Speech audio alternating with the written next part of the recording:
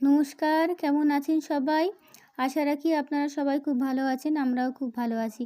রাস পূর্ণিমা, অনেক শুভেচ্ছা ও ভালোবাসা সকলকে। আজ রাস পূর্ণিমা, তার মানে হচ্ছে আজ আমাদের গোপালের প্রতিষ্ঠা দিবস। আজকের দিনেই আমাদের এই গোপাল ঠাকুর প্রতিষ্ঠা করা হয়েছিল। তাই প্রতি বছর আমরা চেষ্টা করি রাস পূর্ণিমাটাকে একটু ভালো করেই করার।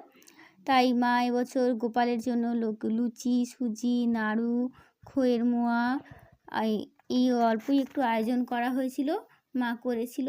আর গতকাল রাত্রেবেলায় আমরা একটু ঠাকুরের সিংহাসনটাকে সাজিয়েছিলাম।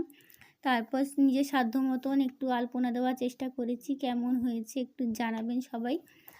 আর পুজো হতে হতে আমাদের প্রায় বিকেল 5টা হয়ে গেছিলো, তাই তখন ভিডিও করে পোস্ট করতে একটু দেরি হয়ে গেল। তারপর ঠাকুরমশাই এসেছিলেন, বিকেলবেলা পুজো করা হলো।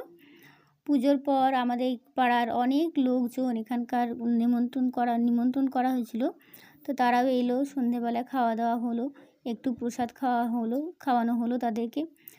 তাই এই সব মিলিয়ে এই বছরে আমাদের এই রাস পূর্ণিমাটা হয়েছে। তো অল্পের মধ্যে দিয়ে নিজেদের সাধ্যমতো করার চেষ্টা করেছিলাম। আর এই আলপনাগুলো না আমি নিজেই দিয়েছি। কেমন হয়েছে একটু জানাবেন, কারণ অনেক রাত্রেবেলা দিয়েছি। তাই কেমন হয়েছে একটু জানাবেন আপনারা। আর এই হচ্ছে